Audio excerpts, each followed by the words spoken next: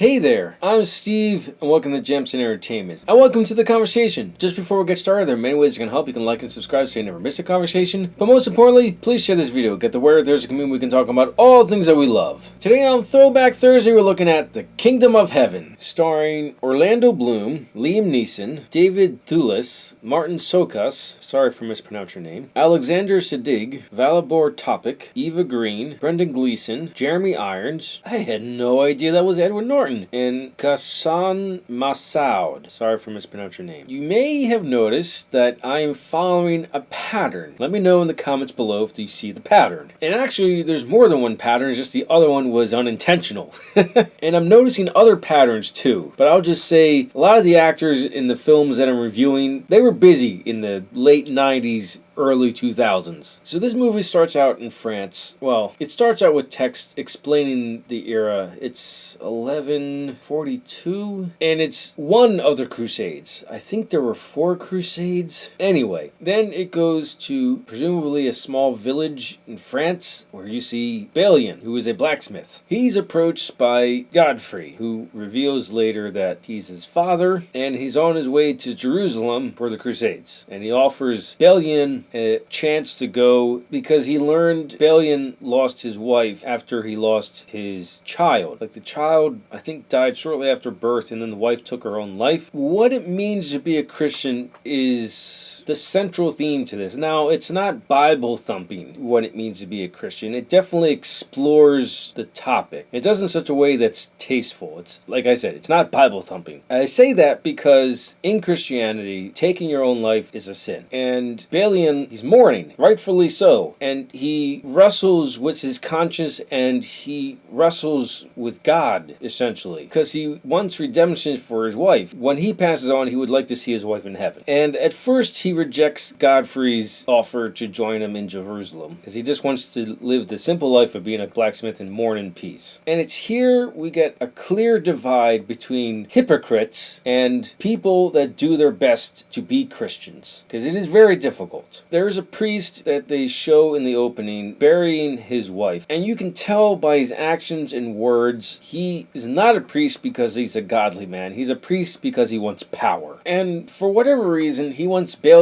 out of the area. He says, go to Jerusalem, follow your father. You can get out of this blacksmith life, which, I mean, that's a really good life back then. And he says you could probably redeem your wife's soul because she's a suicide. One of the ways to show that this priest is a scumbag is when the wife is being buried, she's wrapped head to toe, and the wind blows a part that's covering her face away, and he sees a cross on her. His actions show that he's doing it for greed because it is silver, and silver is expensive then and now. Whatever the reason is, the character is definitely written and acted like a scumbag. So back to Balian and the priest. He sees the priest wearing the cross, he gets angry, and they get into a tussle. He kills the priest, he just leaves to find his father, and he tells him what happened, and he wants to be redeemed and try to redeem his wife in Jerusalem. Now I'm going to get into the big issue I have with this film, and it's with Orlando Bloom. I didn't mention anything when I watched the Lord of the Rings movies, and I didn't really mention about The Hobbit either, simply because he is a supporting character. He cannot carry a movie. The only movies I've seen him in are the Tolkien Peter Jackson movies and the pirate movies, and this, I don't know if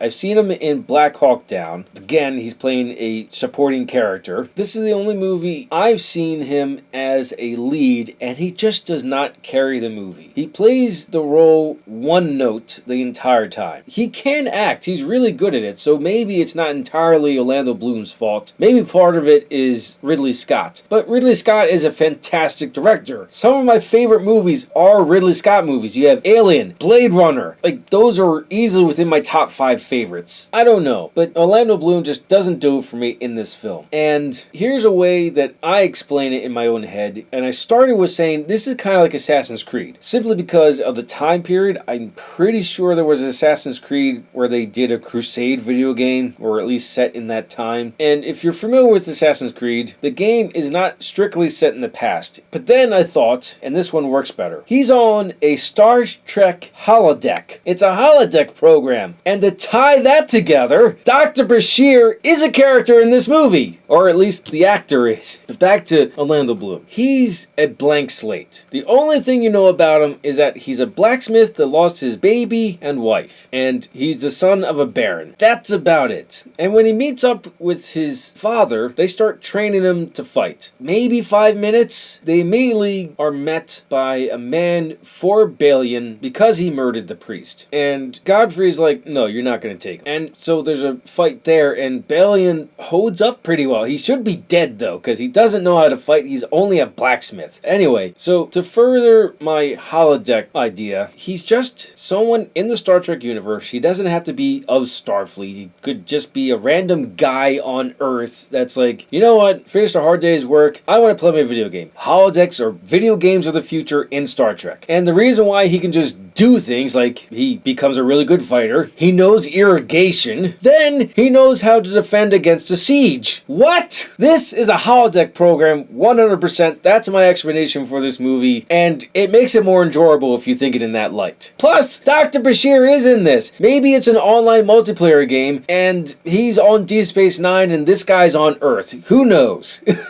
I will say the ending battle, the siege of Jerusalem, is fun to watch. When the movie focuses on the other characters, it is a little more interesting because it goes into the inner politics of the Crusaders and the politics between the Crusaders and Muslims. That's interesting. But when you watch Orlando Bloom, he's just a player in a game. If I were to recommend this movie, I would say catch it on streaming. Those are my thoughts on Kingdom of Heaven. Let me know your thoughts in the comments below. Thank you for watching, and live your imagination.